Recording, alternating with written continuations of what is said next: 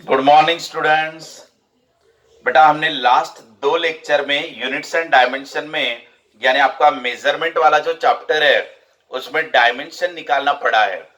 अगर आपने वो अटेंड नहीं किया होगा तो आप पहले डायमेंशन निकालने के दोनों लेक्चर देख लेना, ठीक है ना। मैंने पार्ट 1 और पार्ट 2 में डायमेंशन निकालना, यूनिट निकालना ऑलरेडी पढ़ाया हुआ है। अब बेटा आपको अगर डायमेंशन निकालना आ चुका है तभी आप उसके एप्लीकेशंस पढ़ पाओगे।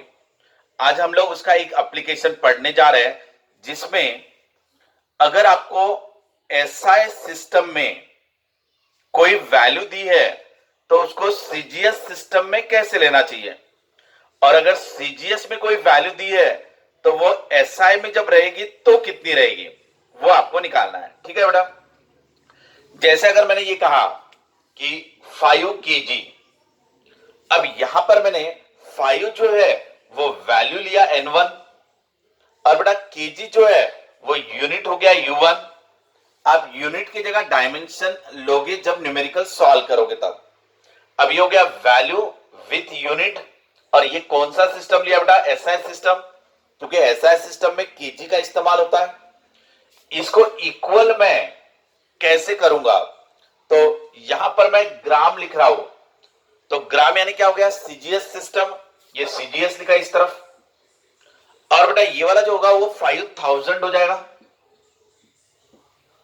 बराबर ध्यान देना, इधर हम ये जो लिख पा रहे हैं इन दोनों को हमने इक्वल क्यों किया, क्योंकि वैल्यू विथ यूनिट और वैल्यू विथ यूनिट ऐसा कंसिडर करने के बाद ये इक्वल आया।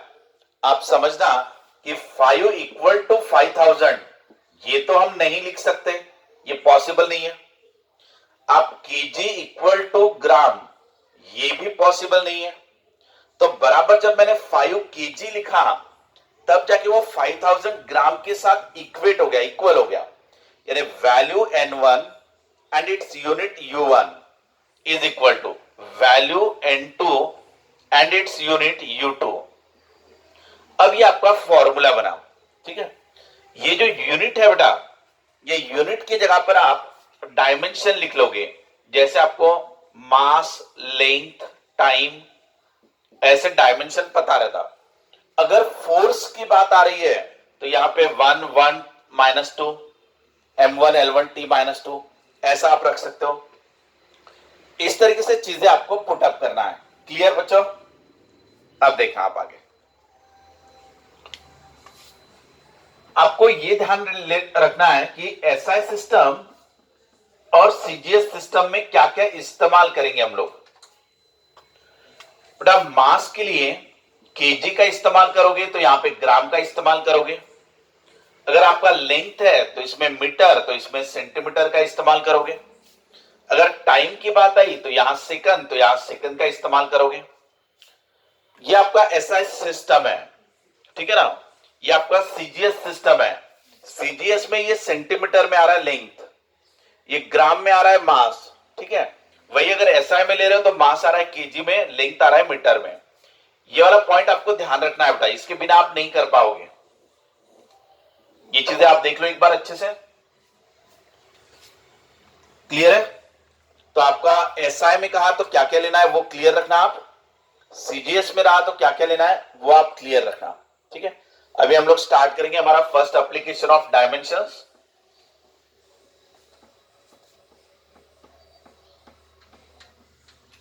अब आपको एक क्वेश्चन में दे रहा हूं, कन्वर्ट 1 जूल इनटू अर्ग और सीजीएस यूनिट। अब आपको 1 जूल को अर्ग में कन्वर्ट करना है, ठीक है। अब देखना बेटा, ये 1 जूल बोले तो ये एसआई सिस्टम हो गया, तो एसआई सिस्टम की वैल्यू आपको पता है, आपको उसको सीजीएस में कन्वर्ट करना है। तो आप कैसे सॉल्व करोगे देखना, एक तरफ बेटा एसआई ले लेना, एक तरफ सीजीएस ले लेना। और यहां बात किसकी चल रही है, वर्क डन की, क्योंकि joule is the unit of work done. तो आप बाजू में वर्क डन का डायमेंशन निकाल के रख लेना। वर्क डन यानी क्या, फोर्स इंटू डिस्प्लेसमेंट, ठीक है ना। डिस्प्लेसमेंट यानी लेंथ, फोर्स का डायमेंशन पहले से ही याद रख लेना। क्या होता है फोर्स का डायमेंशन? m1 l1 t-2 ऐसा। और ये डिस्प्लेसमेंट बोले तो लेंथ, तो इसका l ले लिया, यानी कितना आ गया बेटा? ये m के ऊपर 1 आ गया, l के ऊपर 2 आ गया और t के ऊपर -2 आ गया। तो ये आपका वर्क डन हो गया, m1 l2 t-2। तो ये हमें इस्तेमाल करना है, ठीक है? ये नॉलेज आपको रहना चाहिए, इसके बेस पे हम लोग सॉल्व करेंगे। एसआई में ले लिया आपने मान लो n1 u1, सीजीएस को ले लिया मान लो n2 u2, ऐसा कर लिया। अब n1 बोले तो एसआई की वैल्यू, बेटा एसआई की वैल्यू दिया है 1 जूल, 1 जूल को ही आपको कन्वर्ट करना है, तो 1 जो है वो एसआई की वैल्यू है, तो ये 1 is the value in SI unit. अब ये ले लो बेटा मास, यहां पे ले लो लेंथ, यहां पे ले लो टाइम, ठीक है? और वर्क डन के लिए क्या है? ये वर्क डन का चल रहा है, तो वर्क डन के लिए 1 2 -2, 1 2 -2 ले लो ऐसे। इसके बाद बेटा सीजीएस में वैल्यू क्या रहेगी वो आपको निकालना है, यानी सीजीएस में वैल्यू बोले तो n2, ये निकालना है आपको। और यहां पे डायमेंशन, तो ये रहेगा मास लेंथ टाइम, तो ये वर्क डन ही है, एसआई में रहे या सीजीएस में रहे, हमें करना तो वर्क डन ही सॉल्व है। तो ये क्या रहेगा आपका 1 2 -2। अब ध्यान देना अच्छे से, ये 1 है आपका किसमें? एसआई में। अब बेटा मास इन एसआई, एसआई में मास क्या लेते हो आप? केजी टू द पावर 1 है ये। Length in SI is metre to the power 2, time is second to the power -2 is equal to, अब ये n2 की वैल्यू हमें निकालना है। बेटा मास इन सीजीएस, तो सीजीएस में मास क्या लेते हो आप? ग्राम, ये ग्राम में हो गया। अब लेंथ लेते सीजीएस में सेंटीमीटर, और टाइम लेते हो आप सेकंड। बेटा जो टाइम रहता है वो एसआई रहे या सीजीएस रहे, दोनों में भी टाइम जो है वो सेकंड में ही है, तो इसलिए सेकंड वाला टर्म आराम से कैंसिल हो जा रहा है।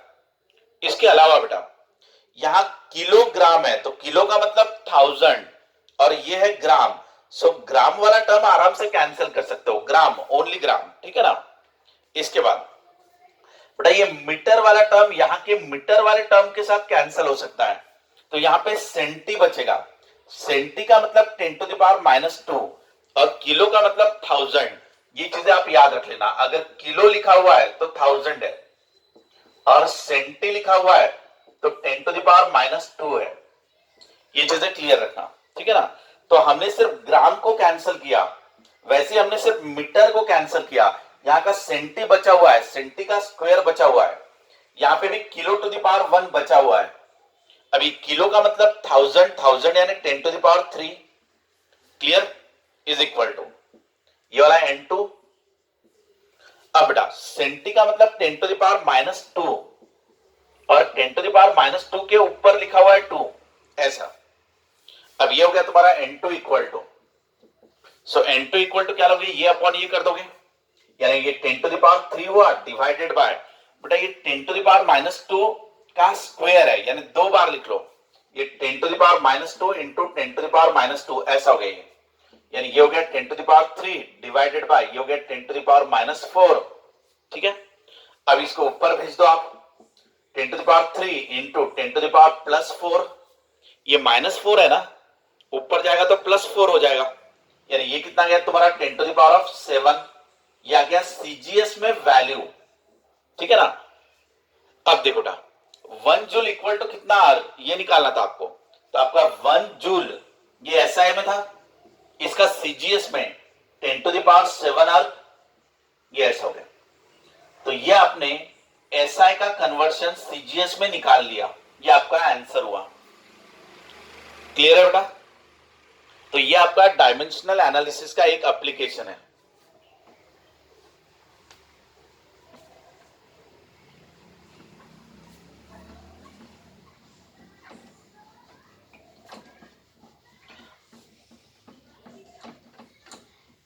इसको आप दूसरे तरीके से भी कर सकते हो, ये तो आपको पूरी मेथड दी हुई है, अदरवाइज आप याद रख के भी कुछ चीजें डायरेक्ट सॉल्व कर सकते हो।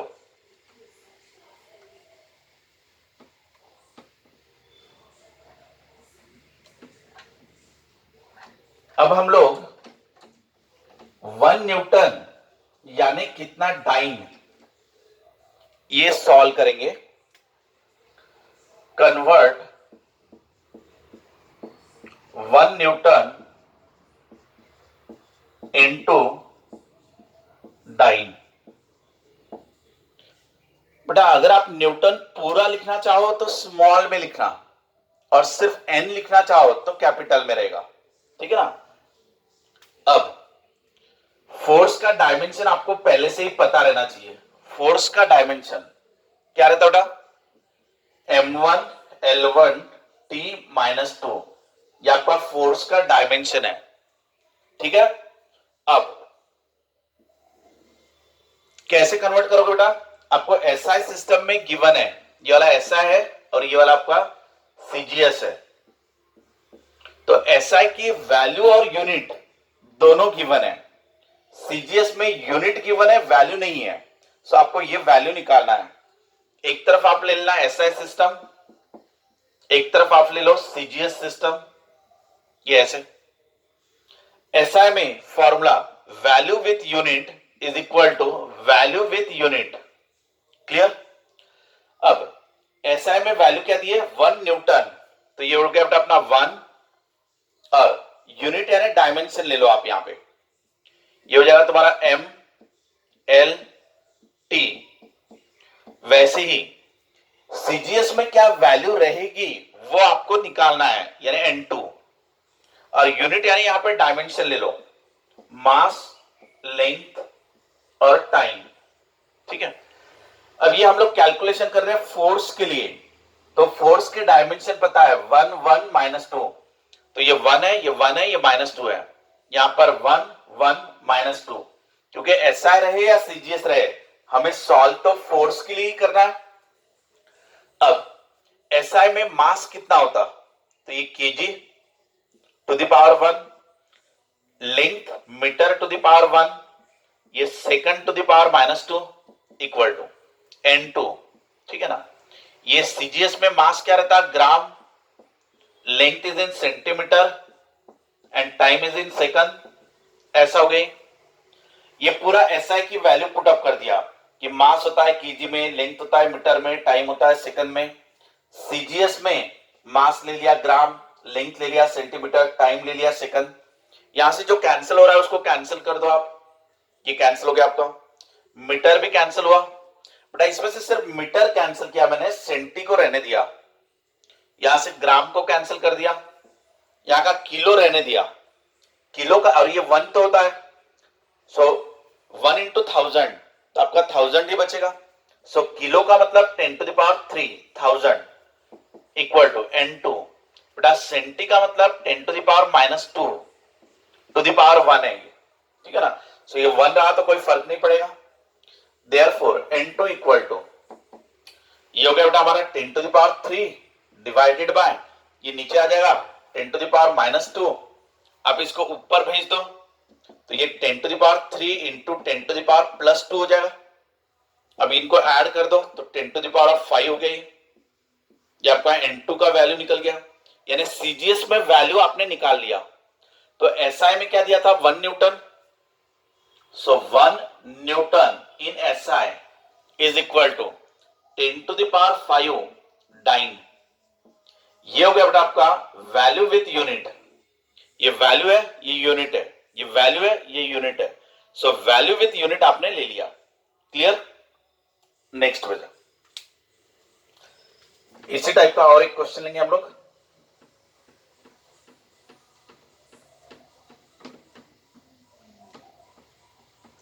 ऐसे बहुत से क्वेश्चन आपको पूछे जाएंगे एग्जाम में. आपको अच्छे से प्रैक्टिस रखना है.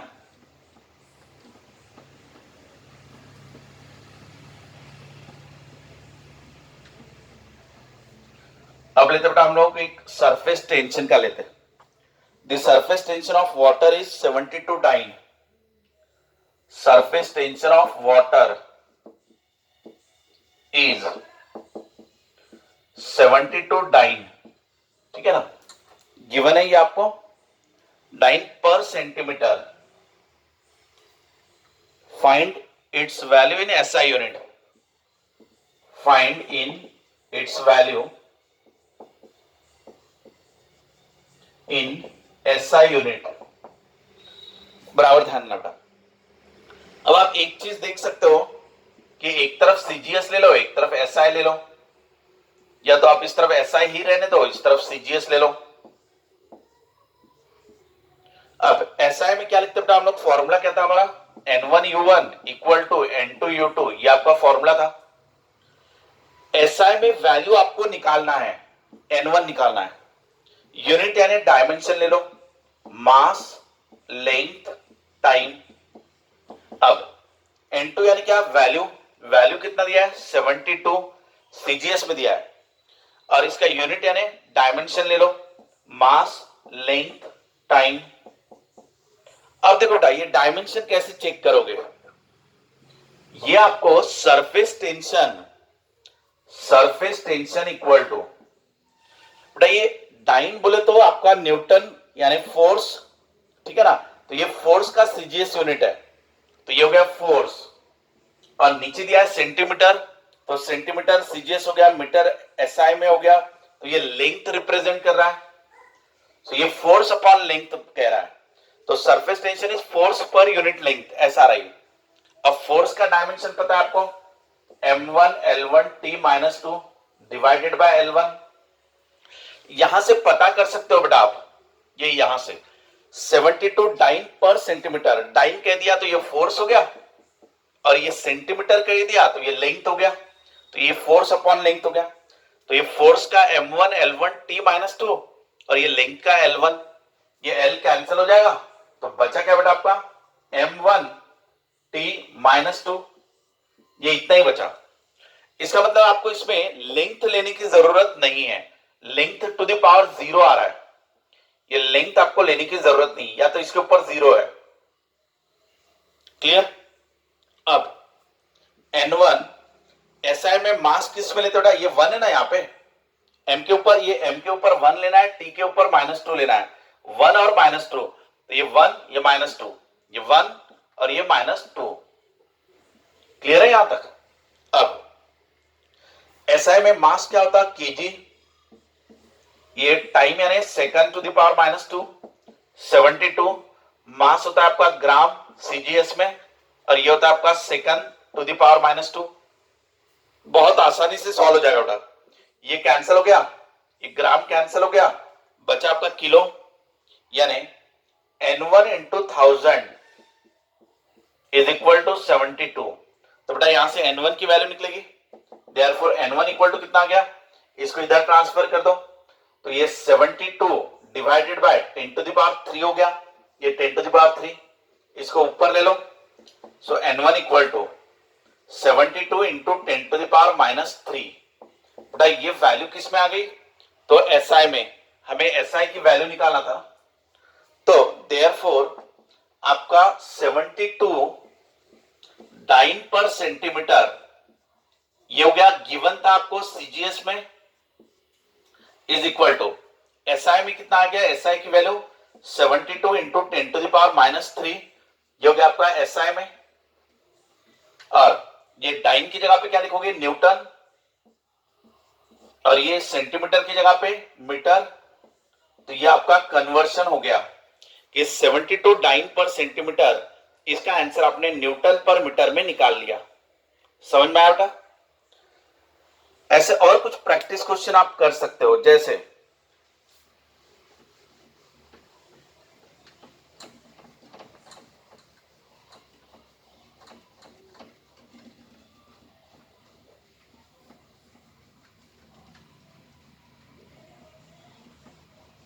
Example number 4.